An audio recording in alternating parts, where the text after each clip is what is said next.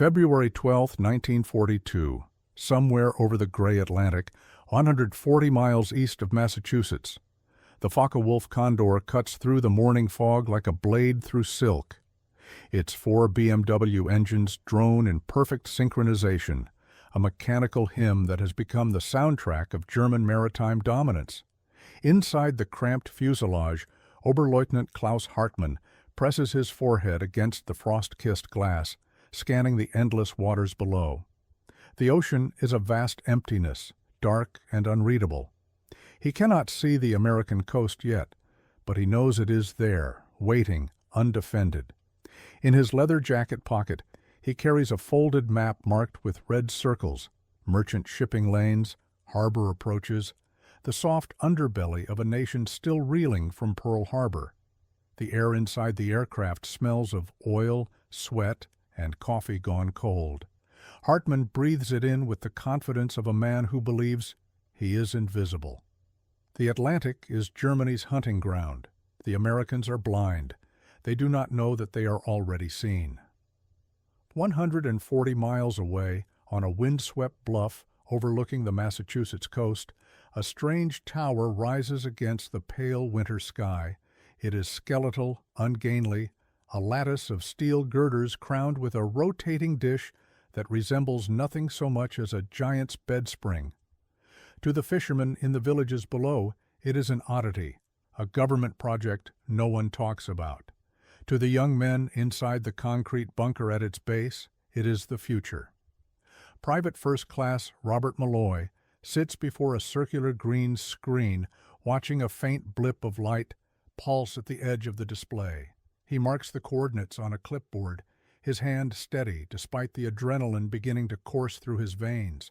The blip moves, slowly, deliberately, toward the coast. "Contact," he says quietly. "Bearing 092, range 140 miles, altitude 12,000 feet. The room smells of cigarette smoke and electrical ozone. The radar screen glows like a phosphorescent ghost. Malloy does not yet understand the full weight of what he is witnessing, but he knows this. The aircraft approaching the American coast is no longer invisible. The age of surprise is over. This is not a story the Germans expected to write. For 3 years, the Kriegsmarine and the Luftwaffe had ruled the Atlantic with a kind of brutal efficiency that bordered on arrogance. German U-boats prowled the shipping lanes like wolves in winter, sending millions of tons of Allied shipping to the ocean floor. Reconnaissance aircraft, Focke-Wulf Condors, Heinkel seaplanes, long-range scouts swept across the horizon with impunity, reporting the positions of convoys, mapping the coastlines of neutral nations, testing the edges of American airspace. They operated under a simple, devastating assumption: they could see, and they could not be seen. The Atlantic was too vast, the Americans too unprepared. Radar, that mysterious British invention whispered about in intelligence reports, was thought to be a coastal defense tool at best, limited in range, unreliable in weather, a technological curiosity that posed no real threat to the dominance of German air superiority. They were catastrophically wrong. The story of American radar along the East Coast is not simply a tale of technological innovation. It is a narrative about the collision between Old World confidence and New World ingenuity, between the assumptions of European military doctrine and the almost terrifying capacity of American industry to transform theory into reality at a scale no one believed possible. When the United States entered the war in December 1941, its coastal defenses were a patchwork of outdated guns, scattered observation posts, and a radar network so thin it barely existed. Within 6 months, that would change. Within a year, it would change the war.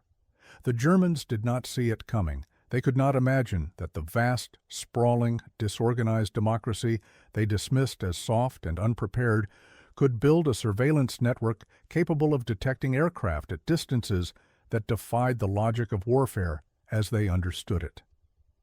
They had spent years mastering the art of surprise, perfecting the doctrine of the sudden strike, the unannounced raid, the swift and invisible approach. Against the British, this had worked. Against the Soviets, it had worked. Against the Americans, it would fail in ways they could not comprehend until it was far too late. Oberleutnant Hartmann had flown reconnaissance missions over the North Sea, the English Channel, the Grey Waters off Norway. He had learned to trust his eyes, his instruments, his instincts. He had learned that the sea was a cloak, that distance was a shield, that altitude was a fortress.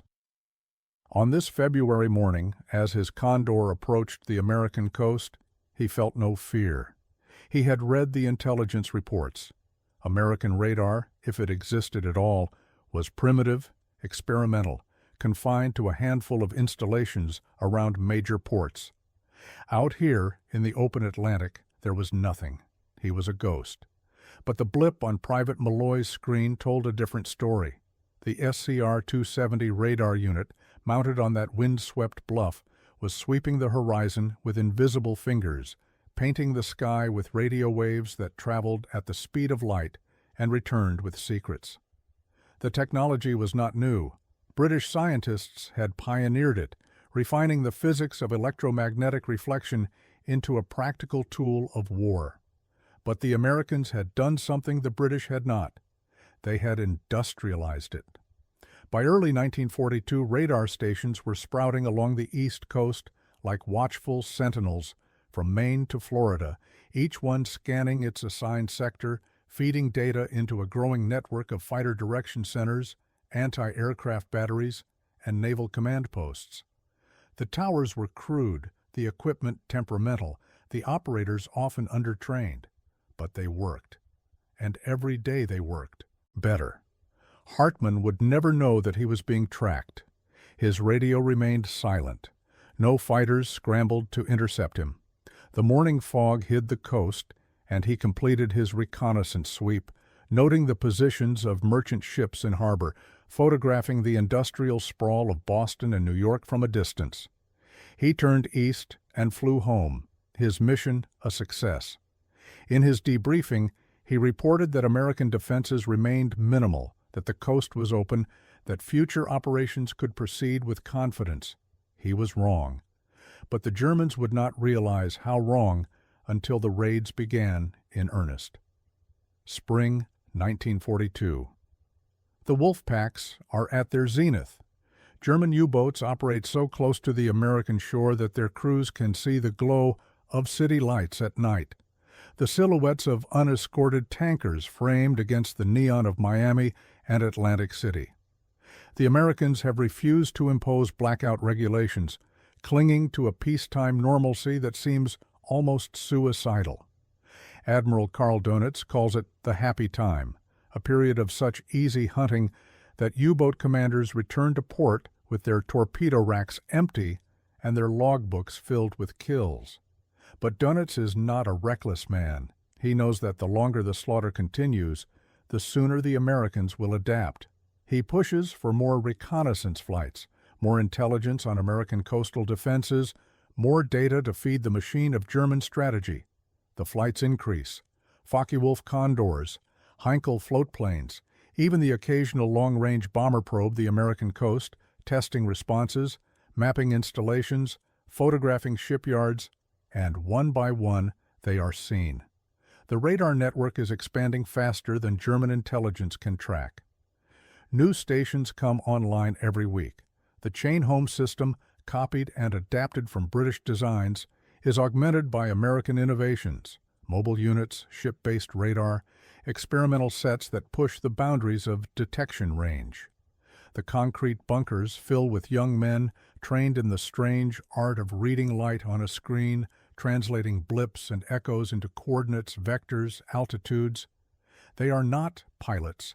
They are not heroes in the traditional sense. They are technicians, operators, the invisible sentinels of a new kind of warfare. But they are changing the rules. By May, the pattern is undeniable. German aircraft approaching the coast are being intercepted with uncanny precision. Fighters appear out of nowhere, as if summoned by witchcraft. Anti-aircraft batteries open fire at ranges that should be impossible. U-boats reporting surface contacts find themselves targeted by patrol aircraft before they can dive. In Berlin, in the intelligence offices of the Abwehr and the Luftwaffe, analysts pore over mission reports trying to understand what has changed. Some suspect spies, others blame luck. A few suggest radar, but the scale of what the Americans have built seems impossible. Radar stations require infrastructure, power, trained personnel. The Americans have been in the war for less than 6 months.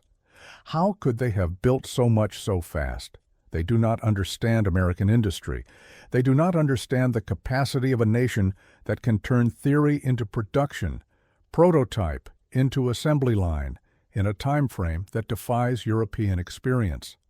The Germans built their war machine over a decade, carefully, methodically, with the precision of engineers and the ruthlessness of ideologues. The Americans are building theirs in months, throwing resources at problems with a kind of brute force pragmatism that looks like chaos but functions like clockwork. Radar towers rise along the coast not because of a master plan, but because there are factories that can build them, engineers who can install them, operators who can learn to use them.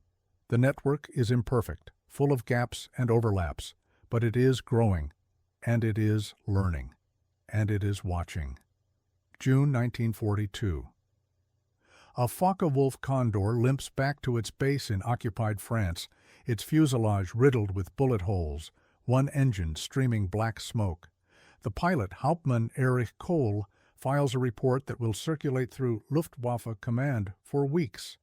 He had approached the coast of New York at dawn, flying low, using cloud cover, following every doctrine of stealth and surprise.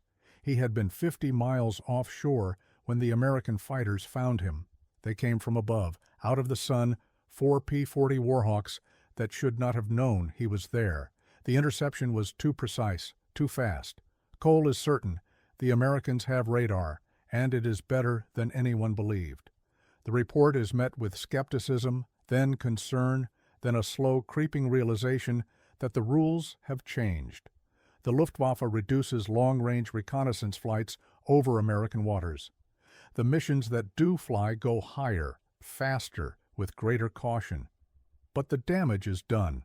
The psychological edge, the sense of invisibility, of untouchability, is broken. German aircrew begin to understand that the Atlantic is no longer a shield. The Americans can see. For the young men in the radar stations, the work is tedious, repetitive, hypnotic. Hours pass watching the green glow of the screen, marking blips, calling coordinates to fighter controllers, tracking weather fronts and migrating birds and false contacts that turn out to be nothing. But every so often, the blip is real. Every so often, a German aircraft appears at the edge of the screen, and the machine of interception grinds into motion. Fighters scramble. Guns turn. The invisible becomes visible, and the war changes, one contact at a time.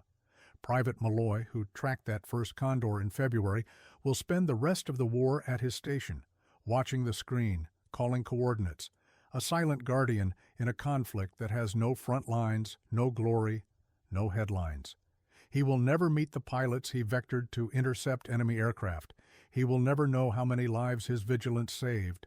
But he will remember the green glow of the radar screen, the smell of ozone and cigarette smoke, the quiet satisfaction of knowing that the enemy could no longer hide in the vastness of the sea. The Germans had built their strategy on surprise. The Americans took that away, one radar pulse at a time. The transformation was not instant, nor was it total. Gaps remained in the network throughout 1942 and into 1943. German reconnaissance flights still occasionally slipped through, flying at extreme altitude or exploiting weather conditions that degraded radar performance. But the trend was irreversible. The age of the unseen approach was ending. The Atlantic, once a wilderness where predators roamed unchallenged, was becoming a surveilled space, a grid of invisible lines drawn by radio waves and tracked on glowing screens. What the Germans could not grasp, what their entire military doctrine struggled to accommodate, was the speed of American adaptation. European warfare was a contest of expertise, of refined tactics honed over years, of technological edges measured in increments. American warfare was something else, a contest of systems, of scale, of the ability to throw resources at problems until solutions emerged. The radar network was not elegant, it was not efficient, it was effective. And every month it grew more so. The symbolic weight of this shift cannot be overstated. For the Luftwaffe, the psychological impact of losing the element of surprise was profound. Pilots who had flown with confidence now approached the American coast with dread. The invisible enemy, not a fighter you could see and shoot, but a technology you could not fight, became a specter that haunted mission planning. The reports from returning crews were filled with a new kind of language.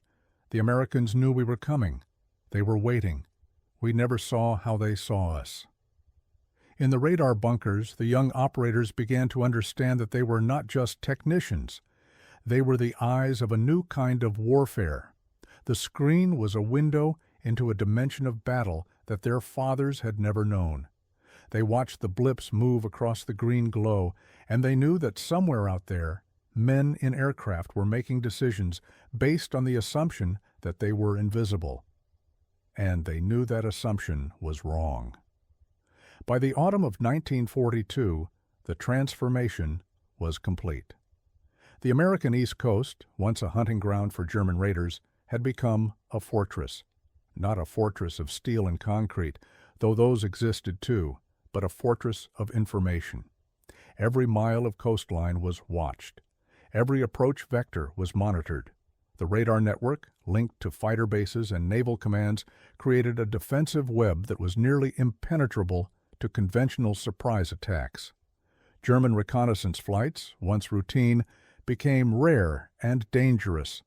The U-boat campaign, deprived of reliable intelligence on shipping movements, began to falter.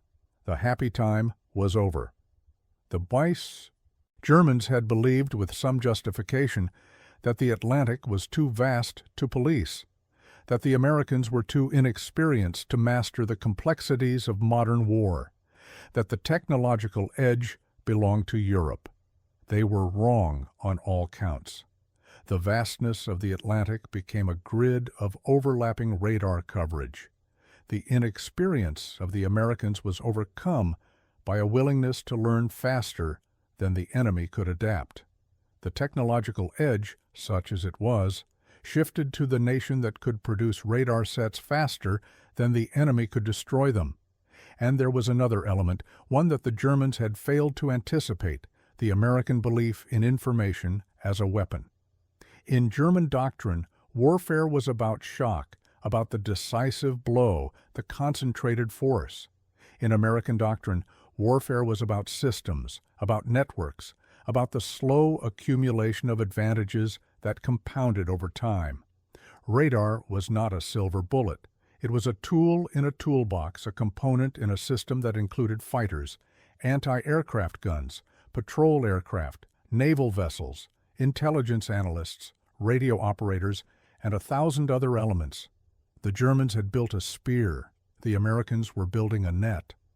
The psychological impact on German aircrews was devastating in a way that was never fully articulated in official reports, but can be traced in the subtle changes in mission parameters, the reluctance to press attacks, the erosion of confidence that turns bold warriors into cautious survivors. The men who flew reconnaissance over the American coast in 1942 were not cowards. They were professionals doing a necessary job. But the job had changed.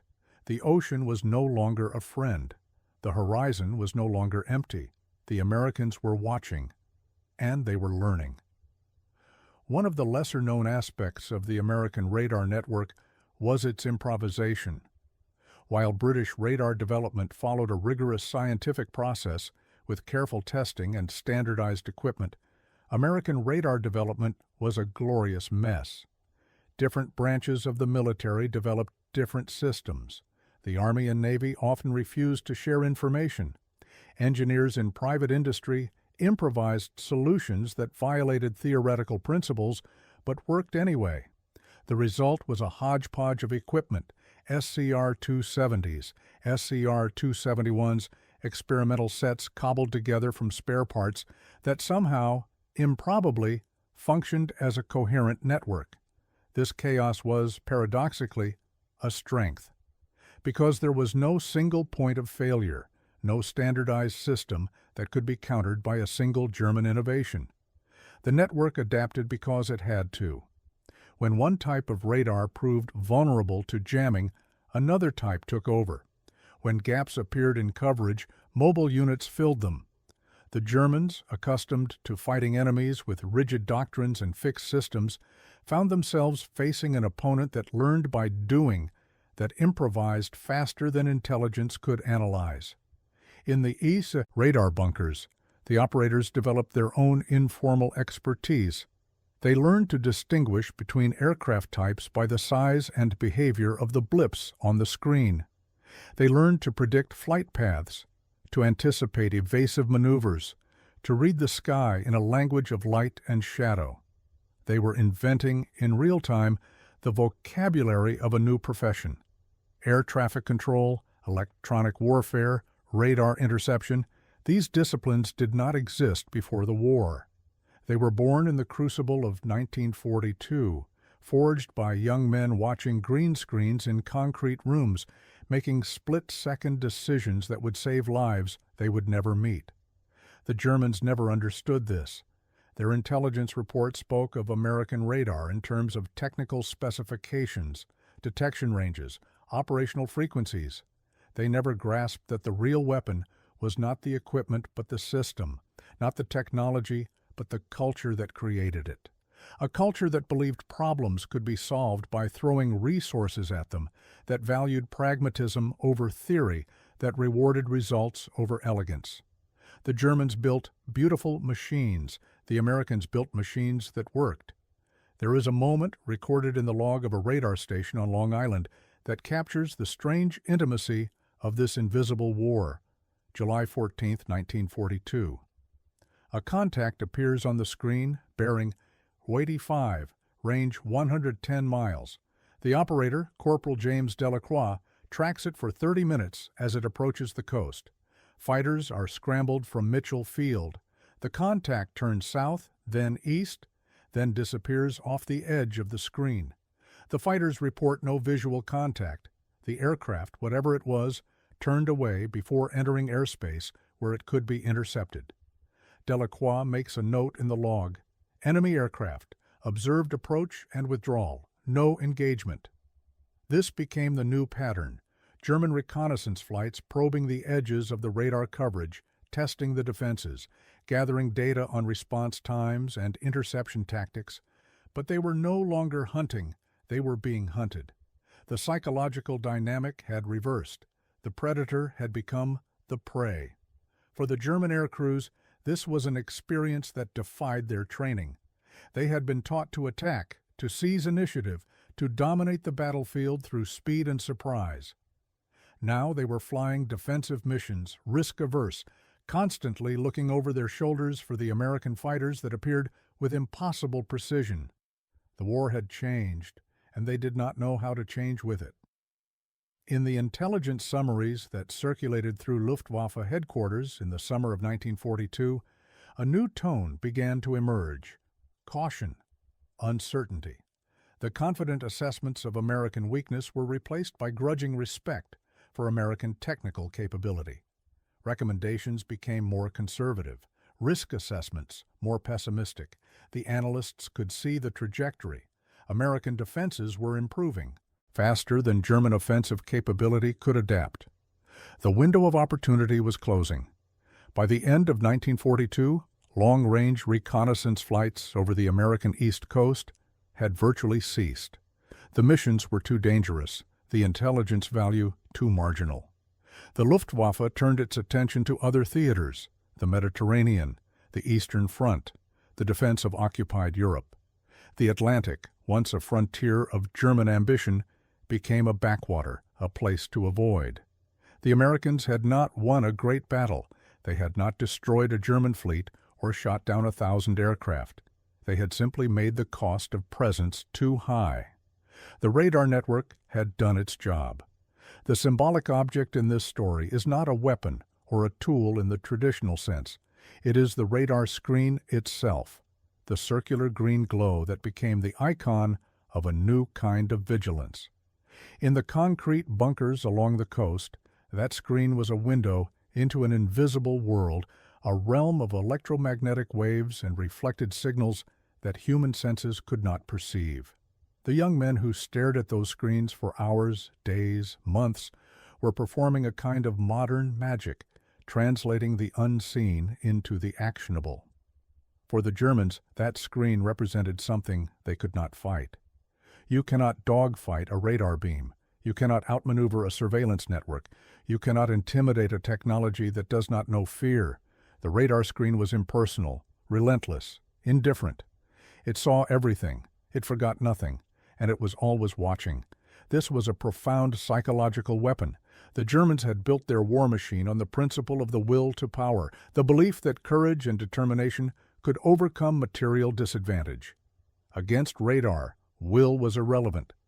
The technology did not care how brave you were. It saw you, tracked you, reported your position to systems that would destroy you with mechanical efficiency. The romance of aerial combat, the lone pilot testing his skill against the sky, was rendered obsolete. War had become a contest of systems, and the Americans were better at building systems than anyone in the world. In later years, when historians analyzed the failure of German strategic reconnaissance over the American coast, they would focus on technical factors, the superiority of American radar, the effectiveness of fighter interception, the logistical challenges of long-range flight. But the deeper failure was psychological. The Germans had built a doctrine of war based on assumptions that the Americans systematically dismantled. Surprise was no longer possible. Invisibility was no longer achievable. The hunter was now the hunted. And the green glow of the radar screen never blinked. By 1943, the war had moved on. The radar network that had been so hastily constructed along the East Coast was now a mature system, integrated into a continental air defense network that stretched from Newfoundland to the Caribbean. The Germans no longer attempted reconnaissance flights over American territory. The threat had shifted to other fronts: the bomber offensive over Europe, the submarine war in the mid-Atlantic, the coming invasion of France. But the lesson had been learned on both sides. For the Americans, the success of the coastal radar network validated a particular approach to warfare, the belief that information was as important as firepower, that early warning was as valuable as thick armor, that a distributed network of sensors and responders could defeat a concentrated force. This philosophy would shape American military doctrine for the rest of the century, from the DW line of the Cold War to the satellite networks of the modern era. The radar screen became a template for how America fought, not with heroic individuals, but with interconnected systems. For the Germans, the failure of their reconnaissance campaign over America was a harbinger of larger failures to come. The inability to adapt to new technologies, the rigid adherence to doctrines that no longer fit the battlefield, the underestimation of American industrial and technical capacity, these would plague German strategy for the rest of the war. They had believed they were fighting an enemy that was soft, unprepared, inferior. They discovered they were fighting an enemy that was flexible, inventive, and capable of mobilizing resources on a scale that defied comprehension. The young men who had operated the radar stations, who had tracked those early German flights with a mixture of fear and excitement, would go on to other duties, other wars, other lives. Most would never speak of their service. There were no medals for watching a screen, no parades for tracking blips. The work was classified, tedious, invisible. But they had been the first line of defense in a new kind of warfare, and they had not failed. The coast they guarded was never successfully raided. The bombers that might have struck American cities were turned back, not by fighters in the sky, but by vigilance on the ground. Private Malloy, who had marked that first contact on a cold February morning, would muster out of the service in 1945 with the rank of sergeant. He would return to a small town in Ohio, work in a factory, raise a family, live a quiet life. He never told his children about the radar station, about the green screen, about the German aircraft he had tracked across the Atlantic. The work had been classified during the war and remained classified after. Only in the last years of his life, when the records were finally declassified, did he tell the story to a grandson who was studying history. By then, he was an old man, and the war was ancient history. But he remembered the green glow of the screen. He remembered the blips. He remembered the moment when the invisible became visible, and the war changed. The epilogue of this story is not about victory in the traditional sense. The Germans did not mount a sustained bombing campaign against the American coast, not because they were defeated in aerial combat, but because they never got the chance to begin. The radar network did not win the war. It prevented a particular kind of battle from ever happening. This is the paradox of effective defense. Its successes are invisible. The attacks that never occur, the bombers that turn back, the invasions that are never attempted, these do not make headlines. They do not inspire songs or monuments, but they shape history in ways that are no less profound. The German failure to penetrate American airspace was not a single dramatic defeat. It was a slow realization built from dozens of failed missions, accumulating reports, frustrated planning sessions. It was the recognition that the Americans had built something the Germans could not easily counter, and that the cost of trying was greater than the potential gain. This was a strategic defeat that never announced itself, a turning point that occurred in the realm of decisions not made, operations not launched. For the Americans, the radar network represented something larger than military technology. It was a manifestation of a particular national character, pragmatic, improvisational, confident in the power of systems to solve problems. The towers that rose along the coast were not beautiful, they were not elegant, but they worked. And they worked because the men who built them were willing to try things that might fail, to improvise solutions that violated textbook principles, to trust that quantity and adaptability could overcome quality and precision. This was a lesson the Germans never fully absorbed. They remained, until the end, believers in the decisive weapon, the perfect machine, the doctrine executed flawlessly. The Americans believed in the good enough solution deployed at scale. The radar network was good enough, and deployed at scale, it was unstoppable. The green glow of the radar screen became, in the iconography of the war, a symbol of vigilance. It appeared in training films, in technical manuals, in the propaganda posters that urged citizens to support the war effort. The eyes that never sleep, one poster declared, showing a radar operator at his station, the screen glowing before him, the coast visible through a window behind. The image was not heroic in the conventional sense, it was intimate, human, a reminder that the war was fought not just by soldiers in the field, but by men in rooms, watching, waiting, ready. For the Germans who flew against that vigilance, the memory was different. It was the memory of missions that felt wrong, of approaches that should have been safe, but somehow triggered responses that were too fast, too precise. It was the sense of being watched by an enemy you could not see, tracked by a technology you did not fully understand. This psychological burden was rarely articulated in official reports, but it can be found in the memoirs and letters of German aircrews who survived the war. The Atlantic was haunted, they said. The Americans knew too much. We were never safe. In the end, the story of the radar network is a story about the invisibility of transformation. The Germans never knew in the moment that they had lost the ability to surprise the Americans. They discovered it gradually through the accumulation of failures, the slow realization that the old tactics no longer worked. By the time they understood what had changed, it was too late to adapt. The Americans had built a defensive system that was not impregnable, but was resilient, not perfect, but effective. And in the vast, unforgiving arithmetic of industrial warfare, effective was enough. The towers still stand, some of them, rusting sentinels on forgotten bluffs, relics of a war fought with technologies that seem quaint now. The bunkers are empty, the screens dark.